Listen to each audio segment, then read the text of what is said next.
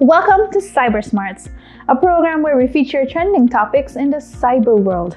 In this episode, we will be answering some frequently asked questions about the digital world. Firstly, what are cookies and why are we asked to accept them? Whenever visiting a new site, you'll more than likely encounter a pop-up asking you to accept cookies. For the most part, some people either accept them and proceed to use the site, while others tend to exit the site and look for another offering the same content. Cookies are text files with small pieces of data, like a username and password, that are used to identify your devices as you use a network. Specific cookies, known as HTTP cookies, are used to identify specific users and improve your web browsing experience. Data stored in a cookie is created by the server upon your connection. This data is labeled with an ID unique to you and your device. When the cookie is exchanged between your computer and the network server, the server reads the ID and knows what information to specifically serve to you. Moving on to our next question. Now, I'm sure you've heard about private browsing or incognito mode.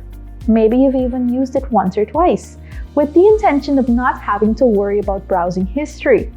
But have you ever wondered if private browsing is really private? The short answer is no. Private browsing can help you to do a lot of things, but maintaining total privacy isn't one of them.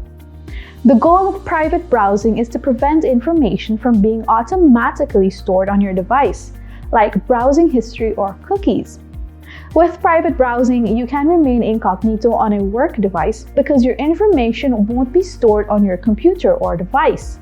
But your privacy ends there.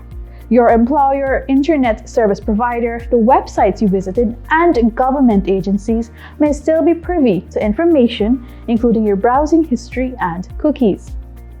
Our third and final question: should you be concerned about the permissions you grant apps? Whenever downloading apps to your device, you are oftentimes asked to grant them certain permissions. For example, allowing the app access to your device's location or microphone. This can make you feel iffy about using the app itself, as you have every right to be. These permissions can give third-party apps intimate access to your private information. However, some apps require these permissions in order to function at their full capacity. But how do you determine what permissions to grant and not grant? You should avoid app permissions that aren't necessary for an app to work. If the app shouldn't need access to something, like your camera or location, don't allow it. Consider your privacy and your needs when deciding whether to avoid or accept an app permission request. For example, do you intend to use the location sharing feature on WhatsApp? If not, then maybe you don't need to give that app permission to access your phone's location. In addition, some apps and devices even allow you to restrict access to certain permissions when you aren't using them, giving you the peace of mind of knowing that an application is only using those permissions when they need to.